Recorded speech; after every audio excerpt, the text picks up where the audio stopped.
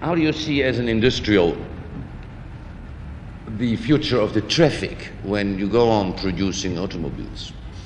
Let us say that in a very rich country, the cost of the infrastructure can go at the same speed as the production and sales of cars. In a poor country, it might follow later. But I believe the same problem we have, and we will have worse on airports than we have on roads today. I mean, the lack of airports is going to be bigger than the lack of roads. Qui est en ce moment en Europe votre plus grand concurrent? C'est les Allemands. C'est les Allemands. Oui. Les Allemands et les Américains d'Europe. Once General Motors tried to buy Fiat, or no, was dealing with no, Fiat. never any question, never any matter, no. Would ever an American giant be able to buy such a European industry as yours? I think that the American giants will not buy anything big in Europe anymore. What they bought was between 28 and 35, and after that they've built.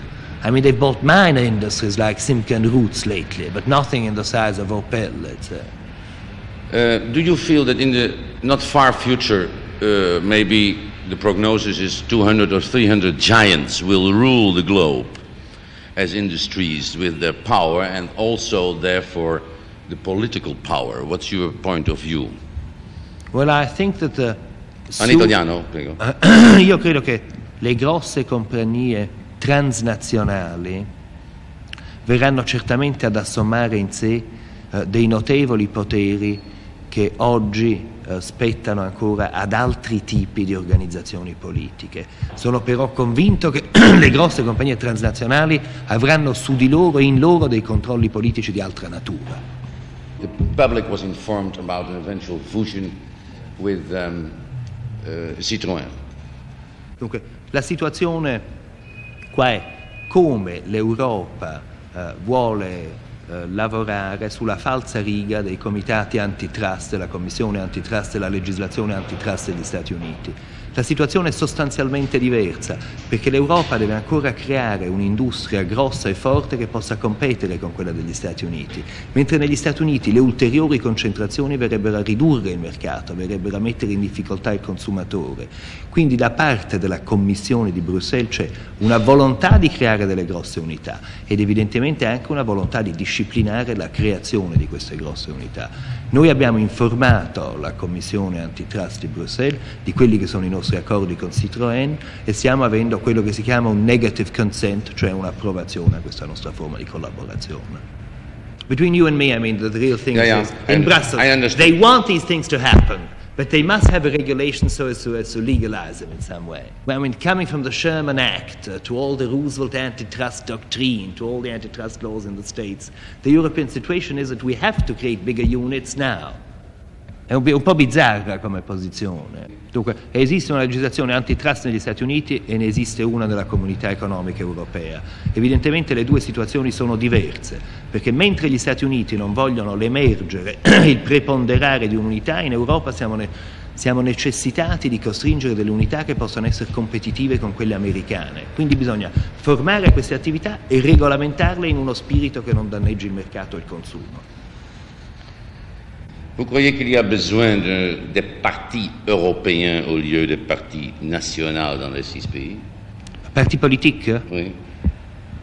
S'il y aurait besoin, mais ça m'a l'air, on va très loin là. Je crois qu'on aura plus vite un syndicat unique, disons, de l'automobile en Europe que non un parti socialiste unique en Europe, ou un parti communiste unique en Europe, ou un parti libéral unique en Europe. Évidemment, l'unification économique ne peut être qu'un premier pas pour une unification politique qui est indispensable.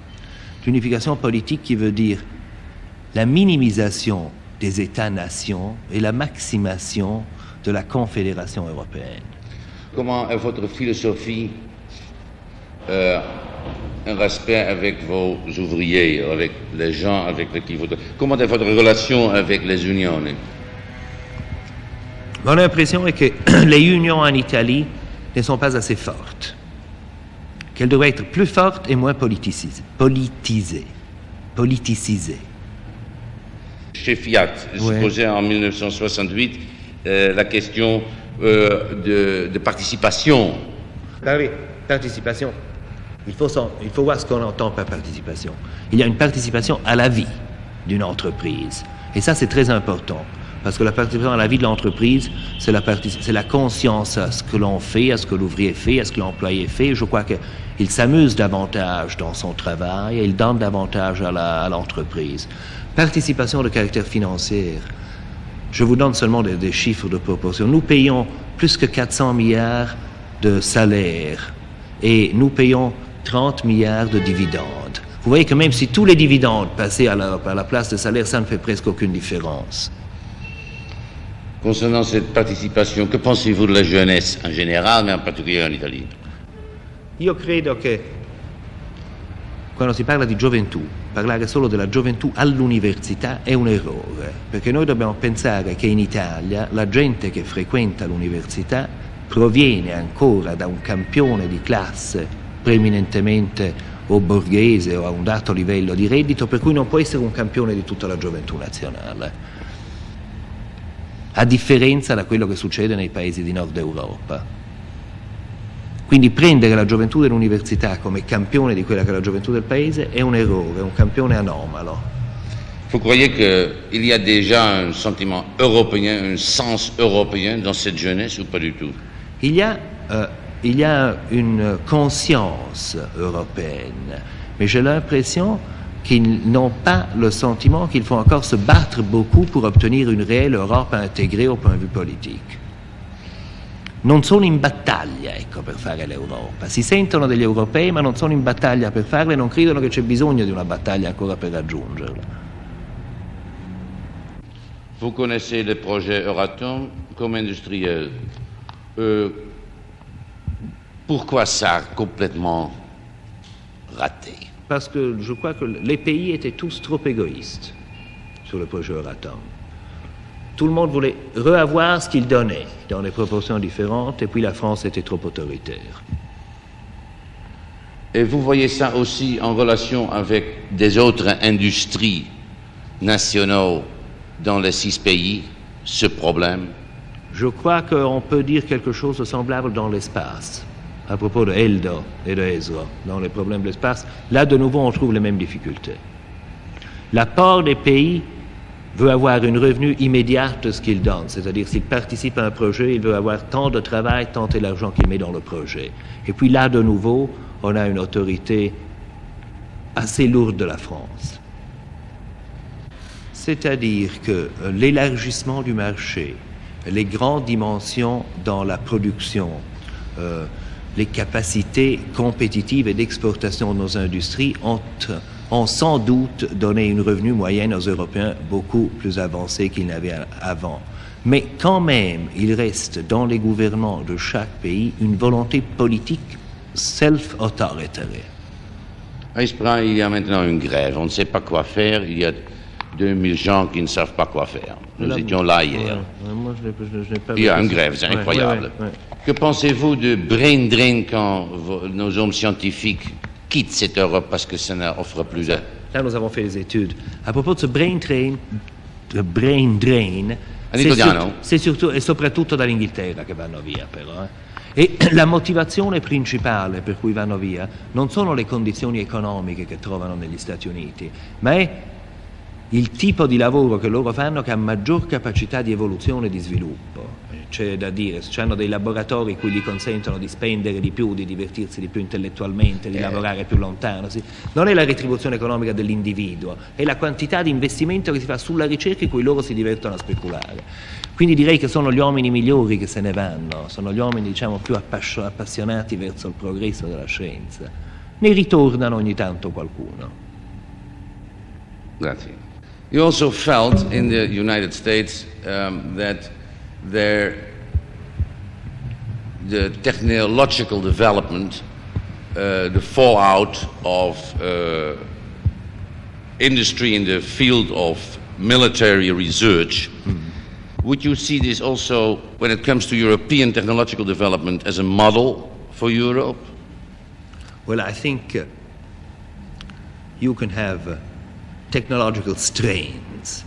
You've got some something you're aiming at, which puts a great effort on the technology of a country. That usually is defense or armaments.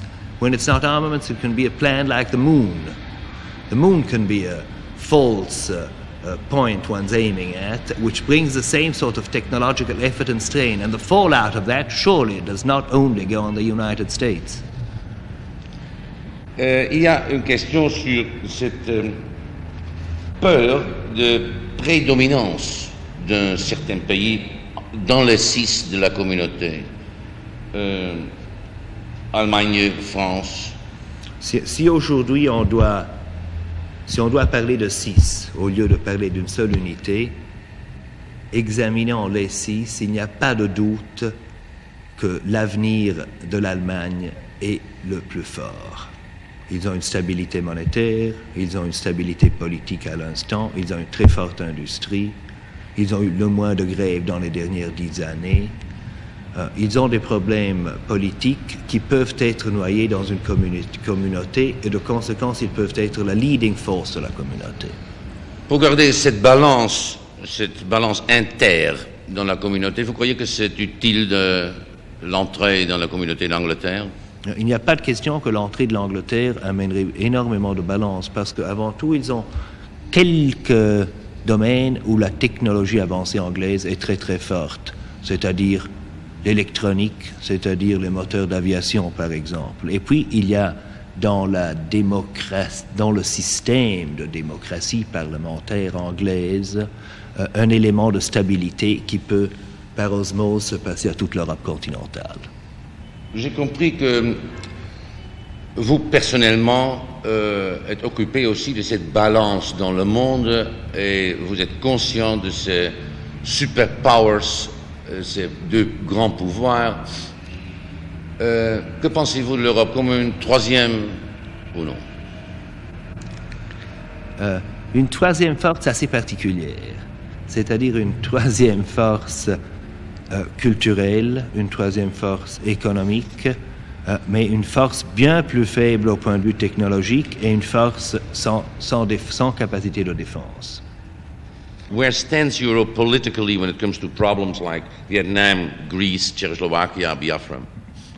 I think Europe stands surely like the conscience of these countries. I think that what Europe feels, how Europe reacts, how Europe writes or says is important in the opinion making even of the United States and Soviet Union. Vous êtes en train de construire une usine en Russie et certainement il y a des aspects financiers qui sont intéressants pour vous, mais est-ce que joue aussi un rôle que vous privez essayez de contribuer à une balance et que c'est vous, pour vous priver une global responsibility? Well, I think that when you say global responsibility, you mean the biggest responsibility. So it's obvious that the biggest power has got the biggest responsibility if they are conscious of it, and surely the United States is. Now, what role in trade with the eastern countries Europe can have, I think is rather important, because at the moment I believe we can start working with the Russians before the full agreement and distension is achieved by Moscow and Washington. And you think that such a project might contribute in respect? It surely accelerates. It contributes to accelerate 2 things: the standard of living in the Soviet Union and the technological flow between Eastern and Western countries. Si vous avez à dire un message pour le peuple européen de 6 pays, que voulez-vous dire en italien? Io direi che l'Europa dei 6 paesi è troppo piccola, che l'Europa deve essere di 13 paesi, non di 6.